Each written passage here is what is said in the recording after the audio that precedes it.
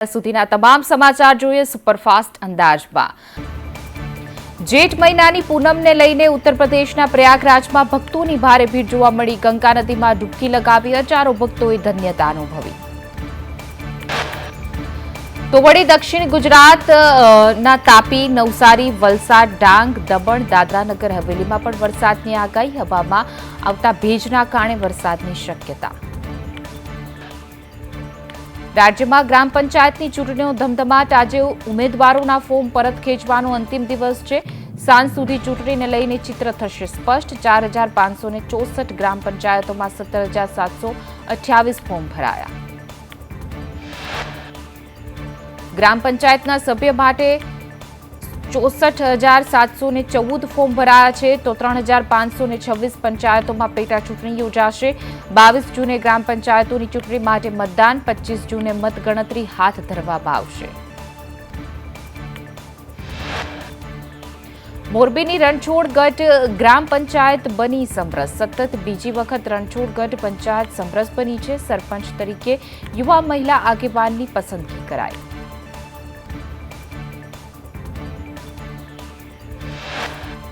હેતલ સુરેલા બન્યા ગામના સૌથી યુવા સરપંચ। ગામમાં પીવાના પાણીની વર્ષો જૂની સમસ્યા, સ્ટ્રીટ લાઇટ સહિતની સુવિધા ઊભી કરવાનો રહેશે પ્રયાસ।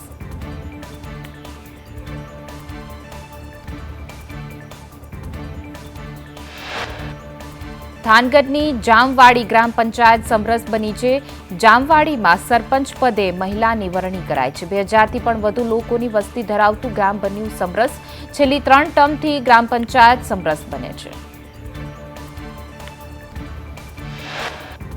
નવસારીના આસણા ગામમાં ગ્રામ પંચાયતમાં ચૂંટણી લઈને અડધી રાત્રે હોબાળો થયો। તલાટી મંત્રીને મોડી રાત્રે સભ્યોના ઉમેદવારી ફોર્મ રદ કરતા મામલો ગરમાયો હતો। નિયમોને મૂકી અડધી રાત્રે નોટિસ આપવાનો પ્રયાસ।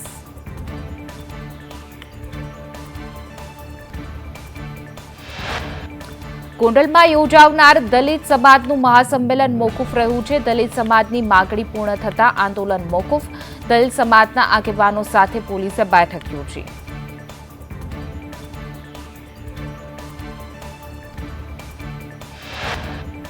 માંગણીઓ અંગે લેખિત બાંહેધરી આપતા આંદોલન મોકૂફ રહ્યું। દલિત સમાજના એડવોકેટ દિનેશ પાતર મુદ્દે હતું આંદોલન। દિનેશ પાતર પર ખોટા કેસનો દલિત સમાજે કર્યો હતો આક્ષેપ।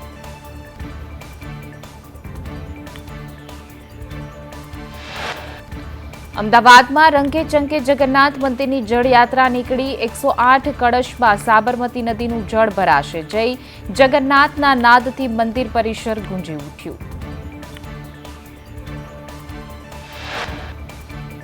ગજરાજ, ઘોડા, બળદગાડા અને બેન્ડ વાજા જળયાત્રામાં જોડાયા છે। સાબરમતી નદીમાં ભૂધરના આરે પૂજન કરાયું છે। ગૃહ રાજ્યમંત્રી હર્ષ સંઘવી જોડાયા।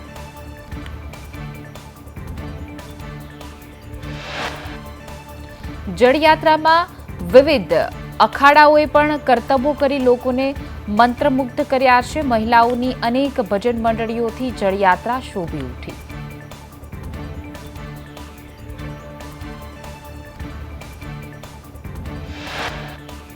જળયાત્રા બાદ બપોરે ભગવાન જગન્નાથ, બહેન સુભદ્રા અને ભાઈ બલભદ્રનો જળાભિષેક કરાશે। બપોર બાદ ભગવાન મામાના ઘરે સરસપુર જશે।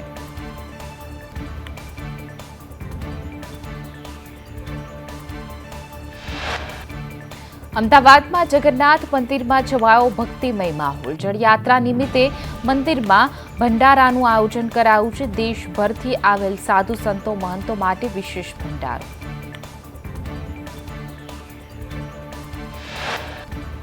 જળયાત્રાના નિમિત્તે કાળી રોટી ઢોળી દાલનો મહાપ્રસાદ। ભંડારામાં ભગવાનના અતિ પ્રિય માલપુવાનો પણ પ્રસાદ। પૂનમના દિવસે દ્વારકામાં ભક્તોનું ઘોડાપૂરું મચ્યું છે। ભગવાન દ્વારકાધીશના દર્શન માટે લાંબી કતારો। દ્વારકા મંદિરે ચુસ્ત પોલીસ બંદોબસ્ત ગોઠવાયો।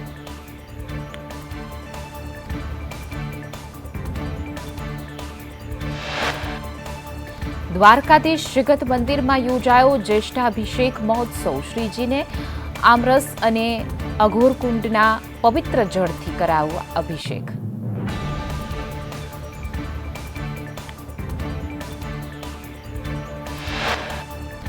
અરવલ્લીના શામળાજીમાં ભક્તોની ભીડ ઉમટી છે. પૂર્ણિમાને લઈ શામળિયાને કરાયો છે અનોખો શણગાર. ખાસ તૈયાર કરાયેલા વાઘા ભગવાનને અર્પણ કરાયા.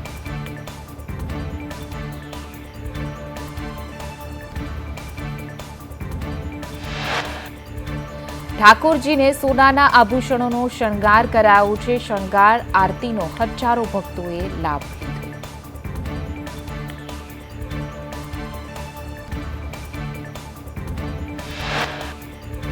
અમદાવાદમાં આંતરરાષ્ટ્રીય યોગ દિવસની ઉજવણી પહેલા તૈયારીઓ તેજ. રિવરફ્રન્ટ ખાતે મુખ્યમંત્રી ભૂપેન્દ્ર પટેલ સહિત 10,000 લોકોએ એકસાથે યોગ કર્યા.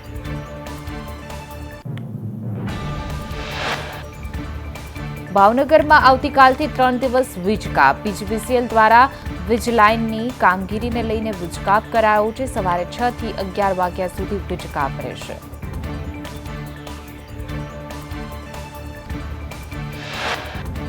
ભરતનગર વાઘાવાડી રૂપાણી ફીડરના વિસ્તારોમાં વીજકાપ. 5 કલાકના વીજકાપથી લોકો ગરમીમાં શેકાશે.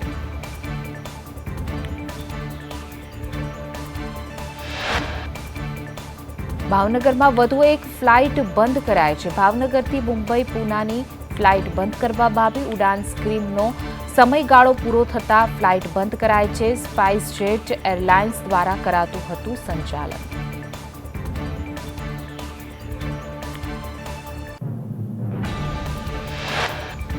પોરબંદરમાં મંડપ ધરાશાય થતા એક વ્યક્તિનું મૃત્યુ થયું છે. ચોપાટી ગ્રાઉન્ડમાં રાઉન્ડીમ પીરનો મંડપ થયો ધરાશાય.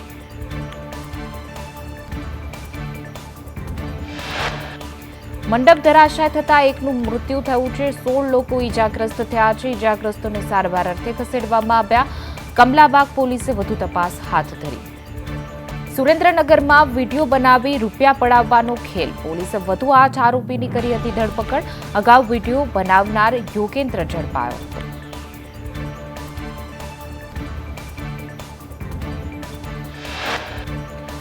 કોન્સ્ટેબલ નરેન્દ્રસિંહ ચુડાસમા સામે પણ નોંધાયો છે ગુનો. વિડીયો બનાવી લોકો પોલીસ પાસેથી કરતા તોડ.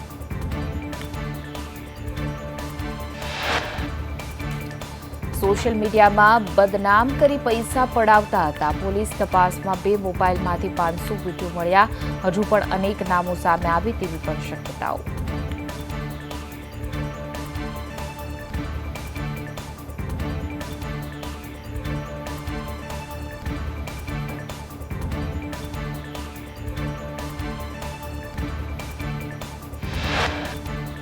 રાજસ્થાનના ઉદયપુર રિસોર્ટમાંથી સેક્સ રેકેટ ઝડપાયું છે. રાજકોટના 9 સહિત ગુજરાતના 15 લોકો ઝડપાયા છે. અંબેરી સ્થિત સુવર્ણગઢ રિસોર્ટમાંથી ઝડપાયું રેકેટ. સિમેન્ટ અને લોખંડ કંપનીના ડિસ્ટ્રીબ્યુટર ઝડપાયા છે. પોલીસે સેક્સ રેકેટમાં 14 મહિલાઓને ઝડપી પાડી છે. સુખેર પોલીસે ડમી ગ્રાહક બની ઓપરેશન પાર પાડ્યું. રાજ્યમાં કોરોનાના કેસમાં સતત વધારો. છેલ્લા 24 કલાકમાં કોરોનાના નવા 223 કેસ નોંધાયા. હાલ કોરોનાના 1,227 એક્ટિવ કેસ છે તો 23 દર્દીઓ હોસ્પિટલમાં સારવાર હેઠળ. 1,204 દર્દીઓ ઓપીડી બેઝ સારવાર હેઠળ.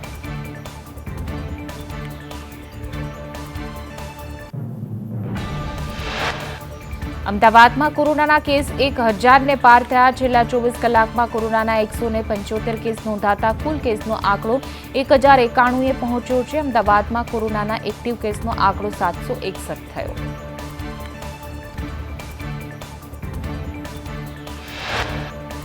અમદાવાદમાં સૌથી વધુ કેસ પશ્ચિમ ઝોન અને ઉત્તર પશ્ચિમ ઝોનમાં છે. પશ્ચિમ ઝોનમાં 237 કેસ તો પશ્ચિમ ઝોનમાં 229 કેસ નોંધાયા છે.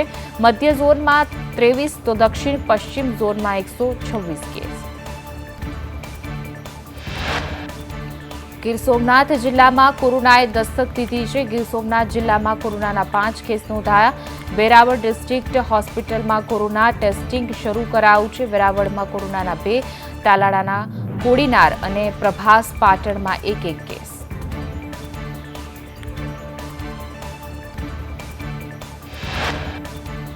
રાજકોટમાં કોરોનાના કારણે 55 વર્ષીય વૃદ્ધનું સિવિલ હોસ્પિટલમાં મૃત્યુ થયું છે. છેલ્લા 4 દિવસથી કોરોનાના લક્ષણો હતા. ગઈકાલે સિવિલ હોસ્પિટલમાં દાખલ કરાયા હતા.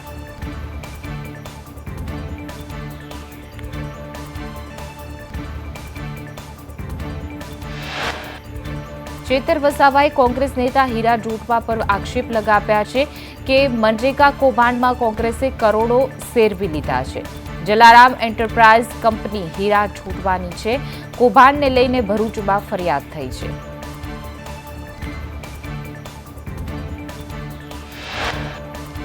ચેતર વસાવાએ કહ્યું કે હજુ નર્મદા અને છોટાઉદેપુરમાં પણ ફરિયાદ થશે. હીરા જોટવા કોંગ્રેસને ખર્ચ આપતા તે ગરીબોના પૈસા હતા. હીરા જોટવાને કોંગ્રેસે સ્ટાર પ્રચારકમાં પણ નથી રાખ્યા.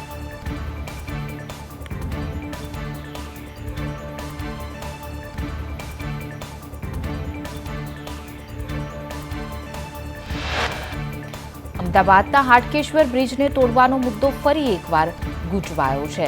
ટેન્ડરમાં 5 એજન્સીઓ શોર્ટલિસ્ટ થઈ હતી. 5 પૈકી 3 એજન્સીઓ અગાઉ ડિસ્ક્વોલિફાઈડ થયેલી.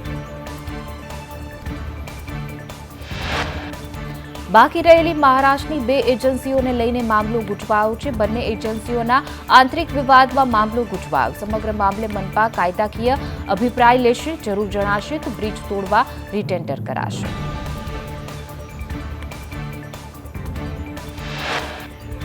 ખંભાતના મિત્રી ગામે ખેડૂતો સાથે અન્યાય થયો છે. લોન ભરપાઈ કરી છતાં બેંકે અનેક ખેડૂતોને 152 મુજબ જ નોટિસ પાઠવી હોવાની ફરિયાદ ઉઠી છે. કોર્ટમાં કેસ ચાલતો હોવા છતાં વસૂલાતા કરવા પહોંચ્યા. ખેડૂતો પાસે નાણાં ભર્યાની પાવતીઓ અને ચેકિંગની વિગતો છે. લોન ભરનાર અને જમીન ન ધરાવનાર ખેડૂતો પાસે બેંક રિકવરીની નોટિસ પાઠવી છે. પુરાવાના અભાવ સાથે વસૂલાતા માટે પહોંચતા ખેડૂતોમાં રોષ જોવા મળ્યો છે.